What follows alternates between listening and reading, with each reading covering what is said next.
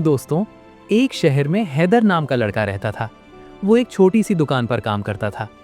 आमदनी बहुत कम थी, मगर वो अपनी माँ की खिदमत और हलाल रिस्क कमाने की कोशिश करता था। लोग अक्सर उसका मजाक उड़ाते और कहते, तुम कभी कामयाब नहीं हो सकते।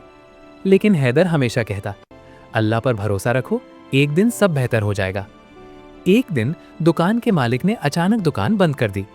हैदर बेरोजगार हो गया। उसके पास पैसे भी कम थे।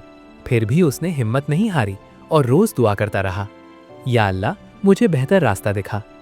चंद दिन बाद हैदर को एक बड़ी कंपनी में काम का मौका मिला। उसकी मेहनत और ईमानदारी देखकर कंपनी के मालिक ने उसे अच्छी नौकरी दे दी। कुछ सालों में हैदर की जिंदगी बदल गई और वो एक शहर का मशहूर तरीन अमीर इंसान बन गया। एक दिन उसने अपनी माँ से कहा, अम्मी, अगर इंसान सब्र करे और अल्लाह पर यकीन रखे तो एक दिन मुश्किलें जरूर आसान हो जाती हैं। सबक: सब्र और अल्लाह पर भरोसा इंसान को कामयाबी तक पहुंचा देता है।